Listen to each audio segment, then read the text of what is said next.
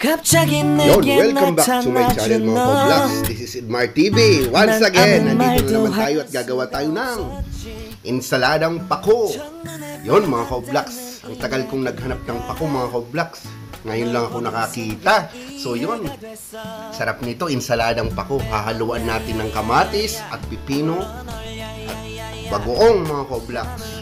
And then, lalagyan natin ng kamatis, ay kalamansi.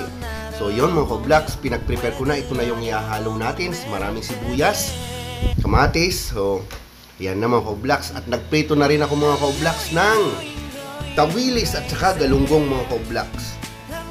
So yun, inuna kong pinag-prepare mga ka-vlogs yung pipino, kamatis, sibuyas. Ihahalo natin dun sa pako para magawa natin insaladang pako mga ka-vlogs. So ayun. So mga ka-vlogs, palambing naman kung di ka pa nakapag-subscribe sa channel ko, don't forget to subscribe my channel and pakiclick na rin ang bell button para updated kayo sa mga bagong videos mga ka-vlogs. So yon, na-prepare na natin yung pako mga ka-vlogs kasi itong pako, nilublog ko lang to sa mainit na tubig. Just second lang kasi gusto ko nito yung tumutunog-tunog pa. Ang pako naman mga ka-vlogs ay wala tong amoy, kung hindi nyo alam, wala tong amoy at wala tong lasa. Basta para sa akin, masarap. Yon na yon mga ka-vlogs. So ayan, ginugunting-gunting ko na lang mga ka-vlogs. Pinagbabad ko na yung sa mainit na tubig. So yun, nahalo-haloin lang natin yan mamaya. Mga mekos-mekos na yan mga insan. Insan, oh, sarap-sarap yan mga insan. Gusto ko yan mga insan. Oh, mamaya mga insan, pag natapos na tong pagugunting natin, imemekos-mekos ulit natin mga ka-vlogs. So ayan na mga ka-vlogs, napakasarap nyo. Try nyo to dun sa bahay nyo mga ka-vlogs. Kasi dati-dati mga ka-vlogs, nung nasa Taiwan ako, madalas kami gumawa nito. Marami nito dun sa may company namin dati noon sa Taiwan. Maraming nagtitinda ng pako. Yun, madalas kami mag-insalada nito mga ka-vlogs. Tapos gata, masarap din to. Yung mga ka-vlogs gata, tapos haluan mo siya ng tulingan na pinagprito muna. Napakasarap nito mga ka-vlogs. Siguradong mapapasarap kayo pag natikman nyo to. So lalagyan din natin yan ng 2 sili.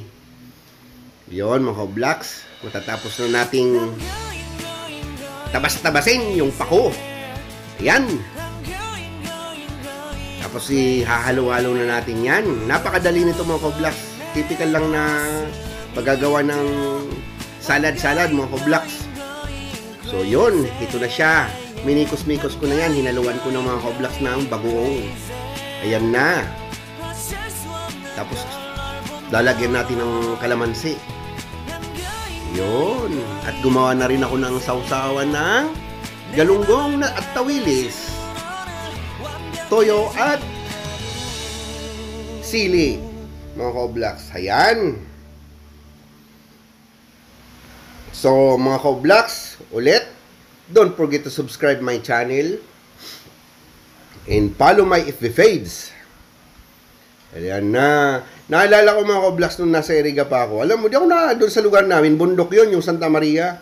Wala akong nahanap na pako doon. Bihira lang ako makahanap ng pako doon. Mahanap mo talaga yung pako doon sa palengke. Ayun mga ka-vlogs. Yan na. Yun, mapaparami na naman ang kain ko nito. At saka yun itong prito. Magandang kombinasyon to mga ka-vlogs. Ayan na. Sige na mga ka-vlogs, kakain na ako. Salamat sa panonood. Bye bye. See you in next vlog mga ka-vlogs. Mga chop chop.